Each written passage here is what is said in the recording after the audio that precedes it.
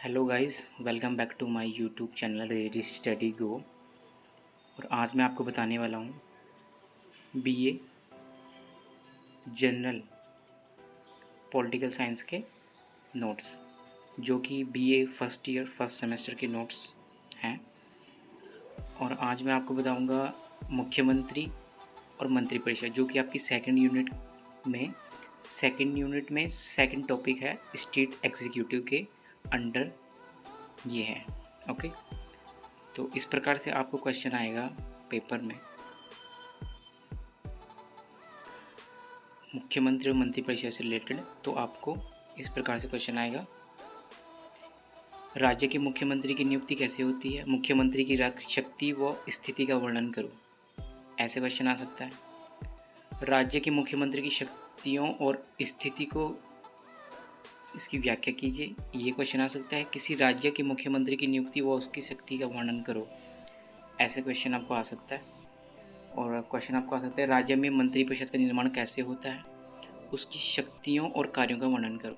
ये भी important question है, ये आ सकता है ऐसे। तो पहले आप क्वेश्चन के स्टार्टिंग में भूमिका लिखेंगे, जैसे मैंने आपको पहले ही बताया। तो इस तरीके से आप पहले भूमिका लिखेंगे, चाहे आपको मंत्रिपरिषद आए या मुख्यमंत्री, कुछ भी आए, आपको ऐसी भूमिका लिखनी है और यही भूमिका लिखनी है। ठीक है। सो आपको छोटा सा इंट्रो देना है पहले स्टार्टिंग में क्वेश्चन के, इस तरीके से। देन इसके बाद आप लिखेंगे नियुक्ति, अपॉइंटमेंट। सेकंड टॉपिक आप लिखेंगे क्वेश्चन के आंसर में, वो ये लिखेंगे नियुक्ति। तो इसमें एक बार आपको मोटा मोटा बता दूं कि संविधान के अनुच्छेद 164 के अंतर्गत मुख्यमंत्री की नियुक्ति राज्यपाल द्वारा की जाएगी। सो नियुक्ति 164 आर्टिकल जो है उसके अंदर की जाती है मुख्यमंत्री की। ओके, अगला टॉपिक आप इसमें लिखेंगे राज्य विधानमंडल की सदस्यता अनिवार्य। इस तरीके से आप लिखेंगे क्वेश्चन का आंसर पेपर में।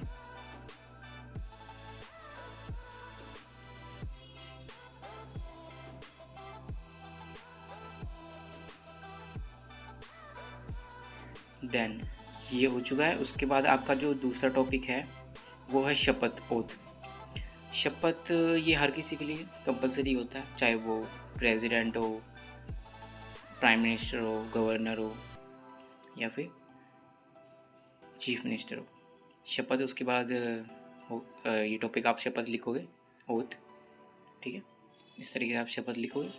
फिर उसके वेतन और भत्ते लिखेंगे। वेतन और भत्ते ये आपके आर्टिकल 64 के अंतर्गत मुख्यमंत्री का वेतन एवं भत्ते राज्य विधानमंडल द्वारा तय किए जाते हैं। ओके, सो इस तरीके से आप लिखेंगे।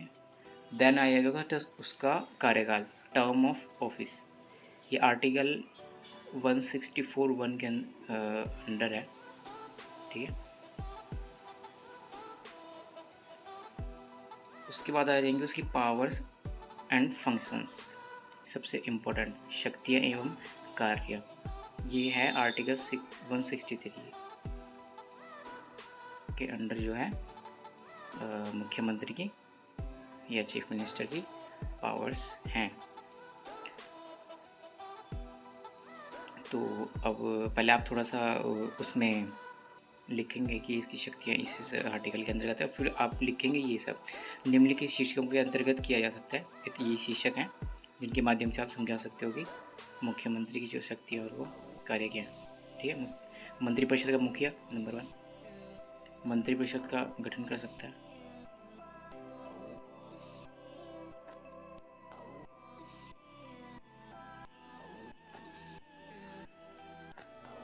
विभागों का वितरण जो है वो भी मुख्यमंत्री द्वारा होता है। ठीक है, ये उसके कार्य हैं। मंत्रिपरिषद का पुनर्गठन भी जो है यहाँ पे मुख्यमंत्री कर सकता है। मंत्रियों को पद से हटाना, यह पावर भी ये मुख्यमंत्री के पास होती है। ठीक है, तो इस तरीके से आप लिखेंगे। मंत्रिमंडल की बैठक की अध्यक्षता जो है वो कौन करता है? मुख्यमंत्री करता है स्टेट में।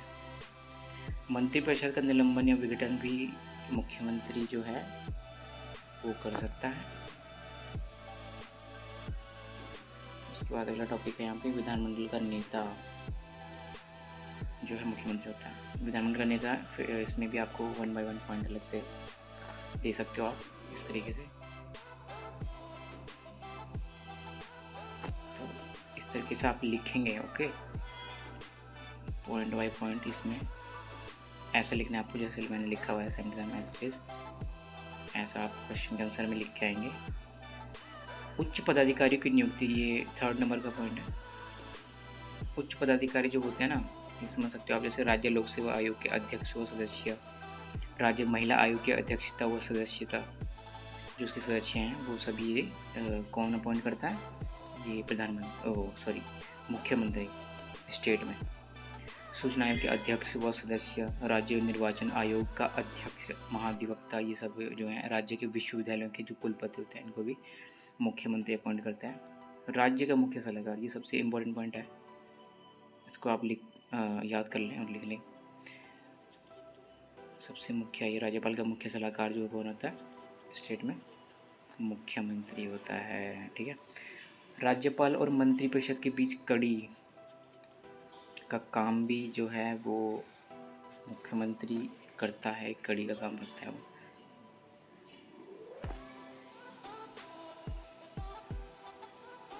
विभागों में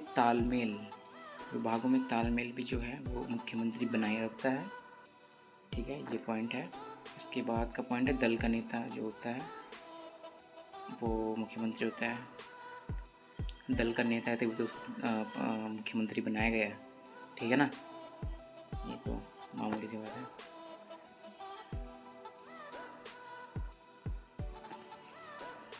तो इसमें मैंने आपको पहले बताया था कि इसमें हम आज करेंगे मुख्यमंत्री और मंत्रिपरिषद।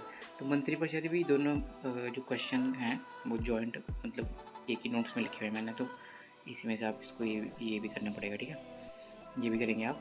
तो इस प्रकार से मंत्रिपरिषद में पहले थोड़ा सा इंट्रो दे देंगे, ठीक है। ये पे आर्टिकल 163 में मंत्रिपरिषद के बारे में लिखा गया है।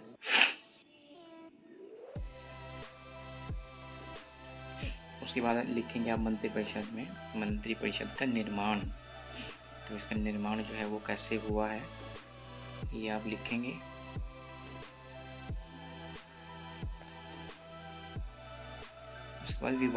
उसके बाद जो आ जाता है यहाँ पे विभागों का वितरण किस प्रकार से किया जाता है, ठीक है,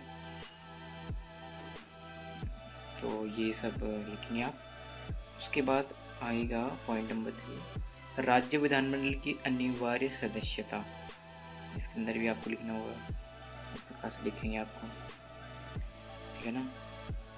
आप क्वेश्चन जब पेपर होगा मतलब तो आपको सेम टू सेम ऐसे आंसर लिख के आना है वहाँ पे एग्ज़ाम में। इस तरीके से आप क्वेश्चन का आंसर लिखेंगे तो आपको अच्छे नंबर मिल सकते हैं। वेतन और भत्ते, जो मंत्रिपरिषद में जो भी मंत्री वगैरह होते हैं उनके जो वेतन और भत्ते उनको मिलते हैं, उसके बारे में इसके बाद आप बताएंगे। चौथा पॉइंट आर्टिकल 164 के अंडर ये है, ओके। मंत्रियों की श्रेणी, तो मंत्री किस प्रकार से होते हैं, तो ये स्टेट में देखिए आप कैसे कैसे मंत्री होते हैं। ये कैबिनेट मंत्री पहले आप कह देंगे, फिर कुछ राज्य मंत्री होते हैं, ओके, फिर इसके बाद जो आ जाएगा उप मंत्री भी यहाँ पे होते हैं।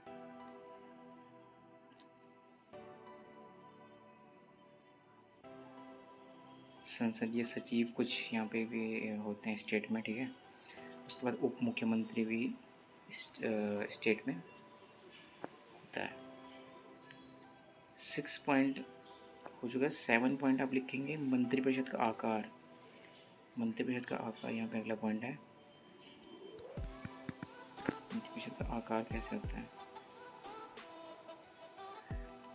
मंत्रिपरिषद के आकार में आप इस तरीके से लिखेंगे।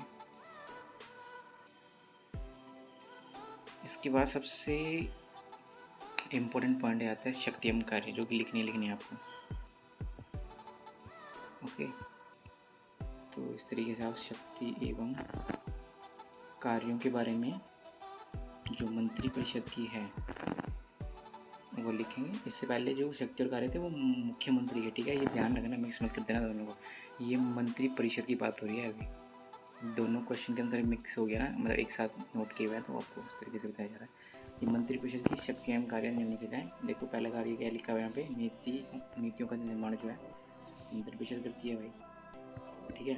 प्रशासन पर नियंत्रण जो है मंत्री परिषद बनाए रखती है।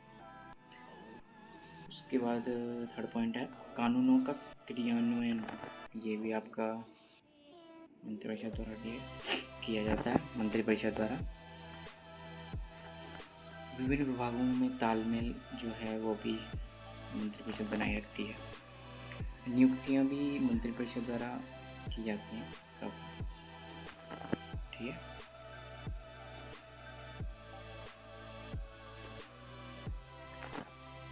कानूनों का निर्माण ये भी आपका मंत्री परिषद ही करेगी।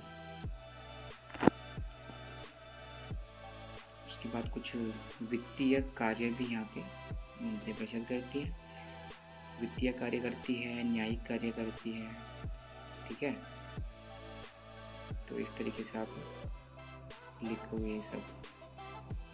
इसके बाद आ जाता है मुख्यमंत्री की स्थिति। मुख्यमंत्री की स्थिति क्या होती है उसके बारे में यहाँ पे दिया गया है। ये सारा क्वेश्चन 16 नंबर का पूरा है, तो आपको पूरा का पूरा लिख के आना है, तभी आपको 16 नंबर दिए जा सकते हैं।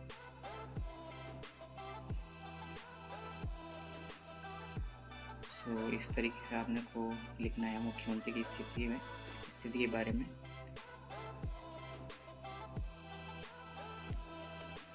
लास्ट पॉइंट था ये, जो कि आपका था मुख्यमंत्री की स्थिति। और इसके बाद आता है निष्कर्ष। निष्कर्ष आपको पता ही है, हमेशा क्वेश्चन के एंड में तो निष्कर्ष लिखना ही लिखना है, चाहे वो 5 लाइन का क्यों ना हो, ताकि अच्छा इंप्रेशन पड़े। तो आप इस तरीके से लिखेंगे क्वेश्चन का आंसर और लास्ट में लिखेंगे निष्कर्ष। ओके, तो आज मैंने आपको बताया सेकंड यूनिट, और सेकंड यूनिट में से सेकंड पॉइंट स्टेट एग्जीक्यूटिव में से कौन सा, मुख्यमंत्री और मंत्री परिषद के बारे में। ओके, तो आपको वीडियो कैसी लगी आप लाइक कमेंट करके ज़रूर बताना, और चैनल को जो सब्सक्राइब करना।